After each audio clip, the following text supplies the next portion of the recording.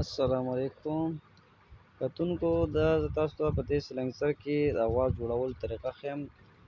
دا خو آسان کار دی. دا پیپونه به دې نه درې کوي، دا کوم لنډ لنډ پیپونه چې پکې دننه لګېدلي دي او دا په ګلنډر باندې کټ کوي، نو دا پرده به چوټه کوي، دا دننه پیپونه پکې ایږدئ. خو دا داسې په لاسونه چوتېږي، نو دا به داسې په استر کې لږ به وڅنډئ، نو دا به ترې راوغورځېږي. چې دا راوغورځېده، دې نه بعد بیا په دې کې دا د ګیس سوری کوي. دا پرده دننه دا پرده یې سوری کوي، نو په دې کې بیا دننه یو پیپ لګي او هغه پیپ به اوس به تاسو ته وښیم. دا پیپ دی.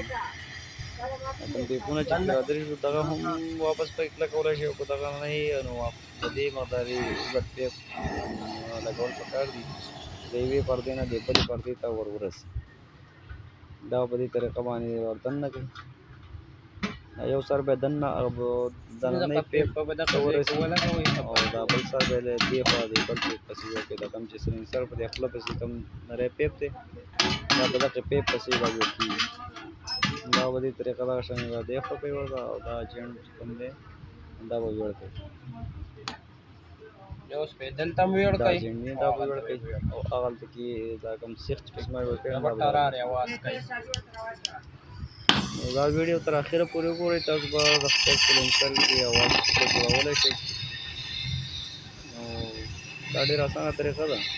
پښتو کې مې ورته ښودل ده، په دې هم څوک نه پوهېږي، نو بیا څوک اواز نه شي جوړولی.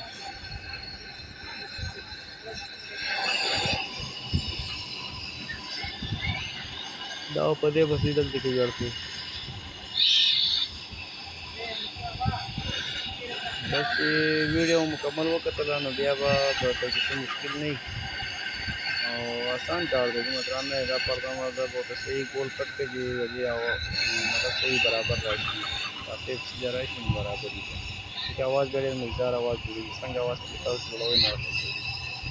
ډېر بد اواز هم نه وي، تریخ اواز هم نه وي، او ډېر ښکلی اواز وي. تاسو به لیدلي وي ځینې موټرسایکلو کې مونږ جوړ کړي دي، ډېر ښایسته اواز کوي. هغې ته څوک تنګوي هم نه ډېر زیاته. بعضې اوازونه یې ډېر زیات تېز دي، خراب اواز کوي، پسې دې بد لګي، خلک پسې کنګل کوي، رد کوي. دا اواز نارمل اواز دی، ډېر مزدار اواز جوړېږي. نو په دې طریقه باندې دا تاسو جوړولی شئ. دا به ځان ته لږ لیول کړئ چې ټانکه والي کو پرسته دلته څوک ناځي هغوی ته هم وایي چې تاسو ټانکه ورکوئ. ما څوک دی نه، په دې وجه زه دا ځان ته لیول کړم او بیا یې ویړ کړم.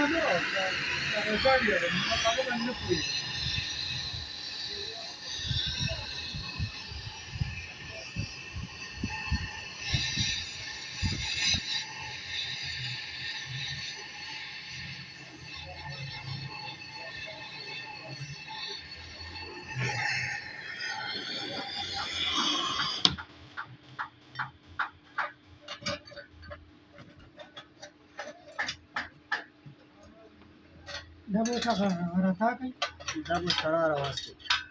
کرار اواز به کوي، نری اواز کوي.